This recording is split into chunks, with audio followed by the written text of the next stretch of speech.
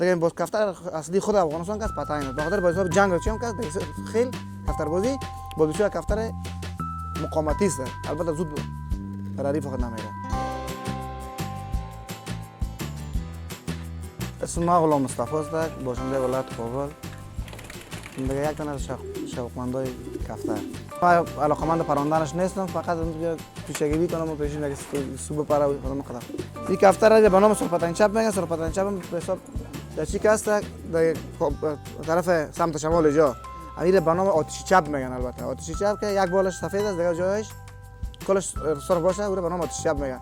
باز ما این کفتر که من این به نام سرپتن چپ اصلی به خاطر از این میگن که این هم بالش چپی داره، سفیدی داره، باز هم تاق داره.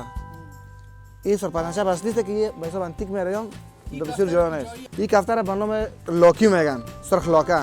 سرخ لاکی واسکتی به خاطر این بالش هم سفید است، این بغل بالش هم سفید است. دیگه مطابق کل جانش رنگه. یا از جنس پتاین است. این قیمتش گفتن نمیتونم، این یکی از دوستان است تخار برام روان کرده به طور توفه. بسیار شلش هم کفتر 20000 میخره. قیمت ترین کفتر چپ میگن، من خودم ندارم. شاید فیسبوک و اینجا دیده باشه که مثلا اگه یک بالش سرخ میباشه، یک بالش زرد، یک بالش زرد میباشه، یک بالش سیاه، یا یک بالش امری میباشه، یک بالش مگسی، اینا هم چپ میگن. قیمتش دیگه در طرف کفتر است، در کفتریت بودنش که سر روی خوبی داشته باشه، دیگه داشته باشه بیایب باشه. از 30000 و 40000 تا 3 لک و 3 لک بالا میتونه رفت.